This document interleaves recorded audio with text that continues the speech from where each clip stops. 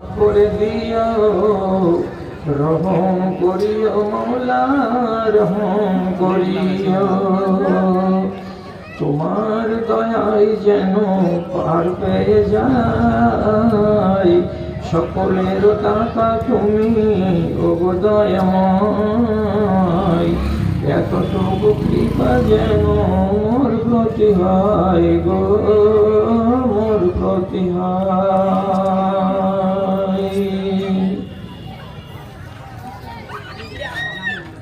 মাননীয় সভাপতি সাহেব, সমবেত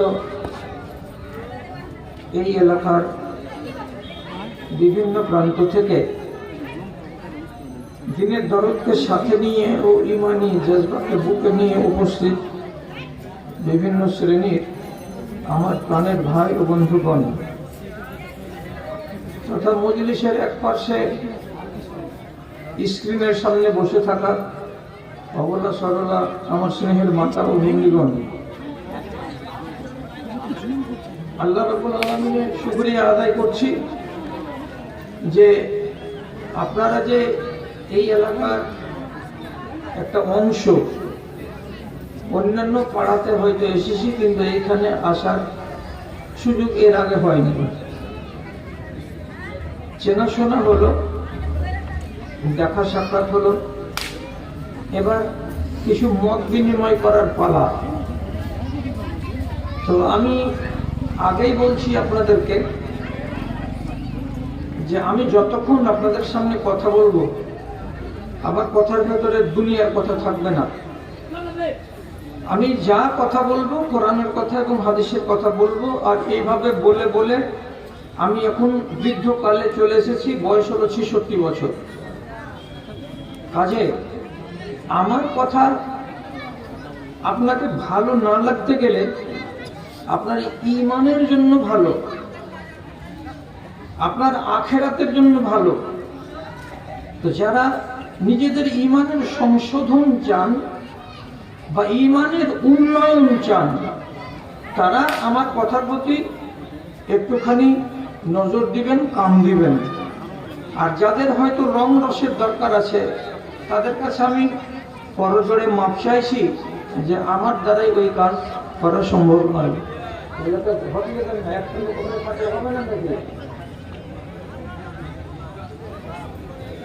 এই লোকগুলো যে বসে আছে এরা কাজ করবে।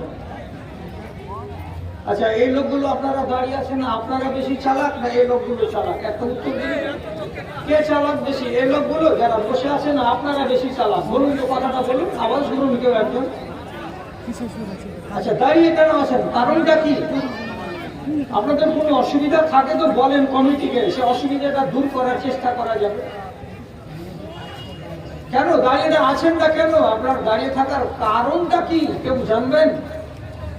জানাবেন কেউ?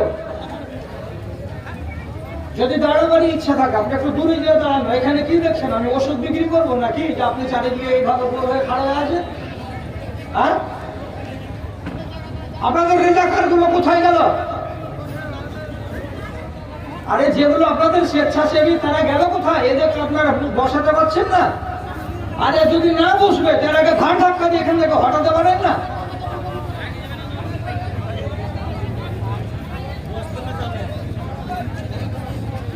কোন দেশ থেকে গেল চালান হয়ে এখানে এসেছে গো?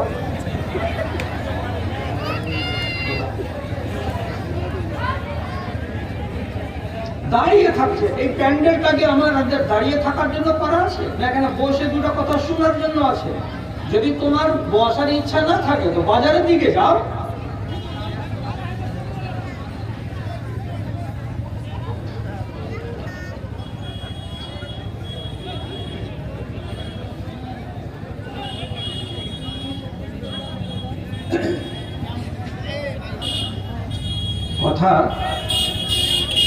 কথা আরম্ভ করি।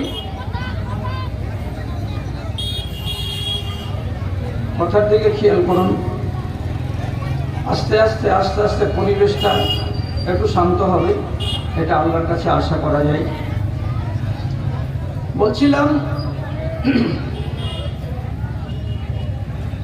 আপনাদেরকে আপনাদের আল্লাহ বলছেন তোমরা আমাকে ডাকো, আমি তোমাদের ডাকে সাড়া দেব। তোমরা আমাকে ডাকো, আমি তোমাদের ডাকে সাড়া দেব, মানে তোমরা কি বলছো সে কথাটা আমি মানবো, আমি কথাটা শুনবো। এই ডাকার মানেটা কি? আমরা যেমন মানুষকে ডাকি, এখান থেকে দূরে আওয়াজ দিই, এইরকম করে ডাকা না। ডাকাটার মানেটা কি? ডাকা শব্দটা যখন মানুষকে ডাকবে, তখন এই ডাকটাকে বাংলা ভাষাতে যে আমরা বলছি যে হাঁক দিচ্ছে, আমাকে ডাকছে। আর আল্লাহ রাব্বুল আলামিনের শানে যখন আপনি ব্যবহার করবেন, তখন এই ডাক শব্দটা হলো বাংলা, আর এটারই আরবি হলো দুআ। এই দুআ শব্দটার মানে হলো আল্লাহকে আওয়াজ দেয়া। তো আল্লাহ তাআলা কি বলছেন? তোমরা আমাকে আওয়াজ দাও, আমি তোমাদের আওয়াজে সাড়া দিব। আপনি কেন আল্লাহকে আওয়াজ দিবেন? কোন দরকার পড়েছে আপনার? এবার বিচারটা কিন্তু আপনার কোর্টে। আপনার যদি দরকার থাকে তাহলে আপনি আল্লাহকে ডাকেন, আর যদি আপনার দরকার না থাকে তাহলে আপনি আল্লাহকে ডাকেন না। এবার পৃথিবীতে একটা কোনো মানুষ আছে এরকম, যেই লোকটা আল্লাহ তাআলার কোনো দরকার মনে করে না, আল্লাহর কোনো প্রয়োজন মনে করে না, বা তার কাছে আমাকে কিছু চাইতে হবে, তার কাছে আমাকে কোনো আরজি জানাতে হবে, এইরকম কোনো মানুষ পৃথিবীতে আছে? আমার জানা নাই। কার প্রয়োজন নাই? কিছু মানুষ সংসারে আছে, যে লোকটা ব্যাধিগ্রস্ত, রোগ ভালো হচ্ছে না, তাহলে এই মানুষটা নিজের রোগ থেকে মুক্তি পাওয়ার জন্য আল্লাহ তাআলাকে ডাকবে না? ডাকবে না? ভেবে দেখুন একবার। একটা মানুষের বাড়িতে এক সাঁজের হাঁড়ি চড়ে, আর এক সাঁজের হাঁড়ি চড়ে না, অভাব দূর হয় না, তাহলে এই মানুষটা আল্লাহ তাআলার কাছে অভাব মুক্তির জন্য ডাক দিবে, দোয়া করবে না করবে না? ভেবে দেখুন।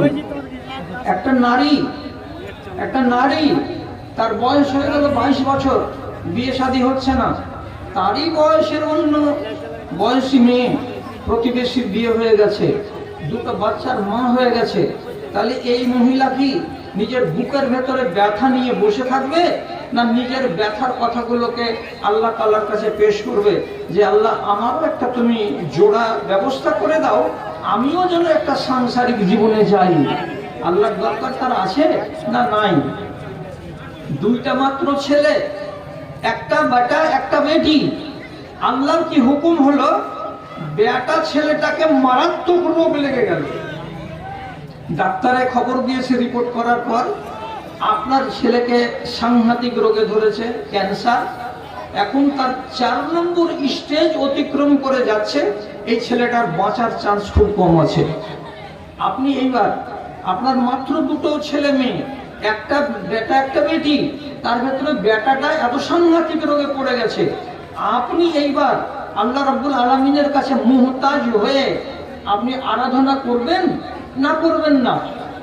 আপনি নিজের ফয়সালা নিজে করেন যে আমাদের দরকার আল্লাহ রাব্বুল আলামিনের কাছে আছে না নাই। এক কথায় উত্তর, সমস্ত মানুষের দরকার আছে আল্লাহ রাব্বুল আলামিনের কাছে চাওয়ার, আল্লাহ রাব্বুল আলামিনের কাছে মদদ নেওয়ার, আল্লাহর সাহায্য নেওয়ার। তাহলে এই জিনিসটাকে আরবি ভাষাতে বলা হয় দোয়া। আপনি কি কি দোয়া জানেন? দোয়া কয় প্রকার এগুলো তো জানেন না, শুধু দোয়া কথাটা জানেন। আর আমাদের শেরশাবাদ জাতি এরা 10-15টা দোয়া ছাড়া 16-17টা দোয়া, 20-25টা দোয়া কেউ জানে না। কোনটা কোনটা জানে? পায়খানাতে ঢোকার দোয়াটা জানে, মসজিদে প্রবেশ করাটা জানে, মসজিদ থেকে বের হওয়ার দোয়াটা জানে, তারপরে নামাজে রুকুতে সাজদাতে এবং তাশাহুদে বসে যে দোয়াটি বলতে হবে সেই দোয়াটি জানে, তাছাড়া আর দোয়া জানে না। সব থেকে কাঙাল কে? তো আমরা। অথচ রব্বুল আলামিন বলছেন তোমার, নবী বলছেন তোমার যদি চপ্পলের ফিতাটা পর্যন্ত ছিঁড়ে যায় তো তুমি রাতের বেলায় আমাকে নির্জনে বসে বসে হাঁক মারো আর ডাকো আর ডেকে বলো, অর্থাৎ দোয়া করো, বাংলাতে বলো আল্লাহ তাআলাকে, আল্লাহ আমার স্যান্ডেলের ফিতা ছিঁড়ে গেছে, আমার স্যান্ডেলের ফিতার ব্যবস্থা করে দাও। রব্বুল আলামিন নিজে বলছেন যারা আমার কাছে চায় না, যারা আমার কাছে হাত পাতায় না, যারা আমার কাছে আহ্বান করে না, মুখ ফিরিয়ে থেকে যায়, তাদের সম্বন্ধে রব্বুল আলামিন বলছেন ইয়াস্তাকবিরুনা আন ইবাদাতি সায়াদখুলুনা জাহান্নামা দাখিরিন, এরা জাহান্নামে জ্বলবে, জাহান্নামের ইন্ধন হয়ে যাবে। কেন? যে এরা আমাকে ডাকার জীবনে প্রয়োজন করেনি।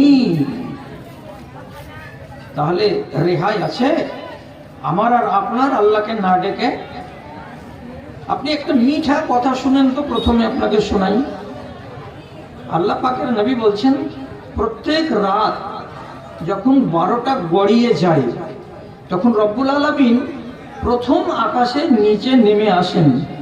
আসার পরে দুনিয়ার মানুষগুলোকে হাঁক দিয়ে দিয়ে বলেন কয়টা কথা? তো দেখেন তিনটা কথা, তিনটা কথা বলেন। কি কি বলেন? তিনটা কথা বলেছেন নবী, প্রতিদিন প্রতি রাতে প্রথম আকাশে নামে প্রভু আরশে আজিম হতে। এক নম্বর কথা দেখেন, বলেন মানব কি আছো জগতে, খাটিতেছ দুই বেলা, অথচ রয়েছ ক্ষুধায় কাতর, মিটে না জঠর জ্বালা। আমি দয়াময় বলো তুমি তোমার নিজের দুহাত তুলি, রুজির ভান্ডার খুলে রেখেছি, ভরে দেব আজ ঝুলি গো, ভরে দেব আজ ঝুলি। কে বলছেন? আল্লাহ তাআলা। কে খেতে পাও না? আমার কাছে হাত পাতাও, আমি খেতে দেবার জন্য চাল গম আটা ছাতু যত কিছু লাগে ভান্ডার আমি নিয়ে রেখেছি, শুধু আমার কাছে চাও, হাত পাতাও। একটা হলো। আবার বলেন ডাকিয়া মানবে ওই সে দয়াল প্রভু, লাখ টাকা ব্যয় করলে কত দেশে নিরোগ হলো না তবু রে, নিরোগ হলো না তবু। আমি দয়াময় বলো তুমি তোমার বেদনার আছে যত কথা, আমার দয়ায় দূর করে দেব তোমার সকল ব্যথা রে, তোমার সকল ব্যথা। দুটো হলো। তিন নম্বরে রব্বুল আলামিন আবার বলছেন, আবার বলেন ডাকিয়া মানবে ওই সে দয়াল প্রভু, পাপের পাহাড় জমিয়ে রেখেছো, ক্ষমা তো চাহনে গভু রে, ক্ষমা তো চাহনে গভু। আমি দয়াময় বলো তুমি তোমার নিজের মনের কথা, আমার দয়ায় ধুয়ে মেছে দেব তোমার সকল গুনাহ খাতা রে, তোমার সকল গুনাহ খাতা। একেবারে সহিহ হাদিস, আল্লাহ তাআলা নিজে বলছেন কে তোমরা এমন আছো যে গুনার পাহাড় রেখেছো, হাত পাতাও আমার কাছে, আমি ধুয়ে দেব সব গুনাহ খাতাকে।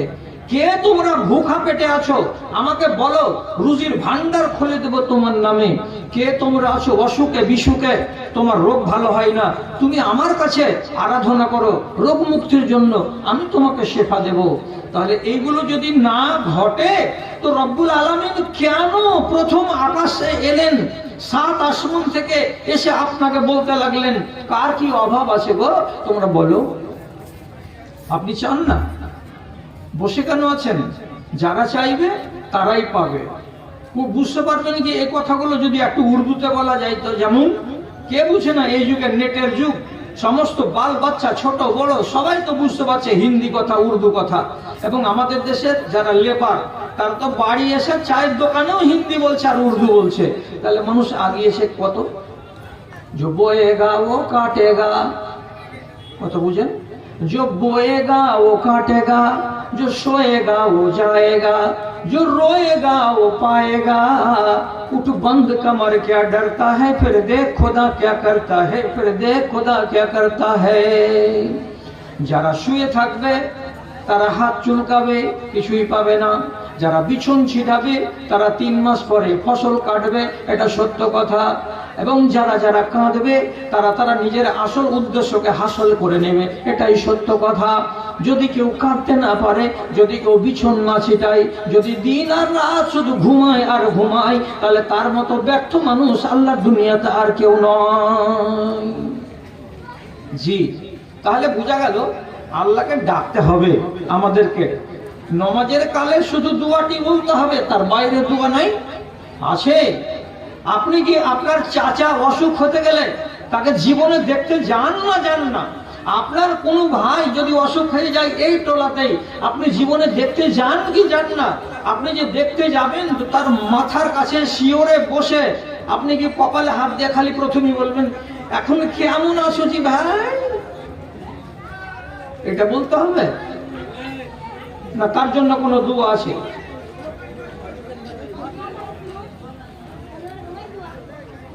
ক্রিকেট খেলা তো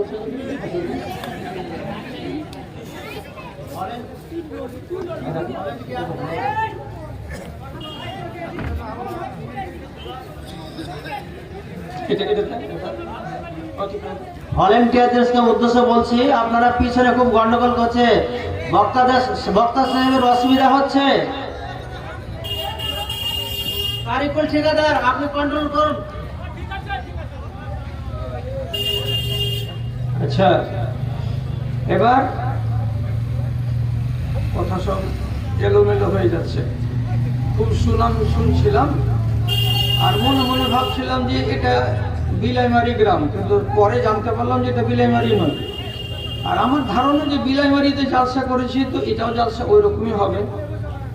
এখানে সবাই যতগুলো মানুষ আসবে, ছোট আর বড়, সব ইনসানের বাচ্চা হবে, এটা ভাবছিলাম মনে মনে। কিন্তু এখানে যে ভাগ বসে আছে আর কাহর, এটা তো আর আমি আগে জানতে পারিনি। এই অশান্তি যদি সৃষ্টি করে আমার মজলিসে, তা আমি হাত জোড় করে মাপ চাহি যে এইরকম জায়গাতে আমাকে আনিয়েন না। আমি ওরকম মানুষই নই, আমি ওরকম মৌলবি নই যে কেউ আমার পাশে ডানে আর বামে রং ছলনা করবে আর আমি ক্যাসেট বাজা হয়ে বাজবো। এটা আমার ফিতরাতে নেই, আমার নেশারে নেই। কিন্তু কি করব, যার বাড়ি বেড়াতে এসেছি তার মরেছে মা, আর তার বাড়ি যদি না তাদের কাঁদনে না কাঁদি তো খাইতে পাবো না। এই জন্য মাইকে কথা বলছি। আচ্ছা ভাই, কথা শুনুন এইবার। আল্লাহকে তো ডাকলেন, এটার নাম দোয়া।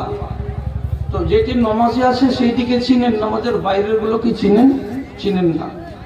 ভাইকে দেখতে গেলেন, তো ভাইকে দেখতে গেলে ভাইয়ের কাছে বসে দোয়া পড়তে হবে একটা। এটা এক ধরনের দোয়া, লা বাসা তাহুরুন ইনশাআল্লাহ। যদি আমার জানা না থাকে তাহলে পরে আমি গেলাম, চেহারা দেখাইলাম, ভালো মন্দ পুজ করে নিলাম, বাড়ি চলে এলাম। এটা কিন্তু উচিত দেখা হলো না। আপনি সুন্নাত তারিকায় রুগীটাকে দেখে আসতে পারলেন না, কেন? আপনি দোয়াটা জানেন না বলে। এবার জরুরি 2-3টা কথা শুনুন। আমার সামনে যেগুলো চেহারা অনেক দেখতে পাচ্ছি, আপনারা বুজুর্গ মানুষ, নামাজি মানুষ আছেন। দোয়া কয় প্রকার? প্রথম কথাটা, প্রথম দোয়া হলো 2 প্রকার। 2 প্রকার। একগুলো দোয়া হলো জিকির, আর একগুলো দোয়া হলো দোয়া চাওয়া। একগুলো হলো চাওয়ার জন্য দোয়া, আর একগুলো হলো জিকিরের জন্য দোয়া। জিকিরের দোয়া কেমন? ওখানে আপনি আল্লাহ তাআলার কাছে কিছু চাইবেন না, আপনি খালি আল্লাহর তসবিহ বয়ান করবেন, হামদ ও সানা গাইবেন, আল্লাহর কিবরিয়াই বয়ান করবেন। এইরকম দোয়াগুলোকে বলা হয়, এগুলো জিকিরের দোয়া। আপনি এবার বলবেন, আমার যদি চাওয়ার না থাকে, আমার যদি কিছু পাওয়ার না থাকে, তাহলে পরে শুধু শুধু আল্লাহর তসবিহ আর আল্লাহর তাহমিদ করব, এটা করে আমার লাভ কি? সবুর করে একটু শুনেন। একগুলা দোয়াকে বললাম চাওয়ার জন্য দোয়া, আর একগুলো দোয়াকে বললাম জিকিরের জন্য দোয়া। উদাহরণ কি দেব? যেমন আপনি যখন রুকু থেকে উঠলেন, ইমাম যেমনি বলল সামি আল্লাহু লিমান হামিদা, তখন আপনি কি বলবেন? রব্বানা লাকাল হামদ। এই যে দুয়াটা পড়লেন, এই দুয়াটা হলো আল্লাহর জিকির করা। এখানে কিছু চাননি আপনি, আল্লাহ আমাকে একখানা মোটরসাইকেল দাও, আল্লাহ আমাকে 3 তলা বাড়ি দাও, আল্লাহ আমাকে সুন্দরী বিবি দাও, আপনি চাননি। কি করলেন? আল্লাহর প্রশংসা গাইলেন যে আল্লাহ তোমার সব প্রশংসা। আপনি এবার বলবেন প্রশংসা করে লাভ কি হবে আল্লাহ তাআলার? জিকিরে কি কোনো ফজিলত আছে? জি আছে। কি ফজিলত আছে? তো আপনাদের জানা কথাগুলো, দোয়াগুলোকে শুধু ফজিলত দিয়ে আপনাকে আমি বর্ণনা করে দিচ্ছি। এক সাহাবী নামাজে রাসূলুল্লাহর পিছন দিকে দাঁড়িয়ে আছে। রাসূলুল্লাহ যখন উঠলেন রুকু থেকে, বললেন সামি আল্লাহু লিমান হামিদা। দুনিয়ার লোকটি বলছে রব্বানা ওয়া লাকাল হামদ। আর এক সাহাবী তখন কি করছে? বাড়িয়ে দিল কথা।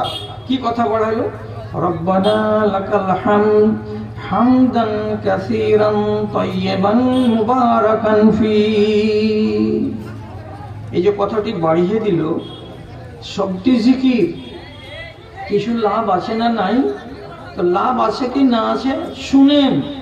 রাসূলুল্লাহ সালাম ফিরলেন, সালাম ফেরার পরে মুখটা মুক্তাদির দিকে ঘোরালেন। ঘোরাবার পরে তখন বলছেন মানিল কায়েল লিহাজিহি। এইরকম কথা কে বললে তোমরা? এতটি লোক পিছন দিকে আমার মুক্তা দিয়েছো, কোন একজন লোক এমন কথাগুলো বলেছো? কোন লোকটা এমন কথা বলেছো? আমাকে একটু সাড়া দাও। লোকেরা মনে মনে ভাবছে আমি তো বলিনি। কি বলছে? আমি তো বলিনি। আর যে ব্যক্তি বলেছে সেই ব্যক্তির কিন্তু ভিতর দিয়ে হাওয়া বেরোতে লেগেছে। আল্লাহ কি হলো?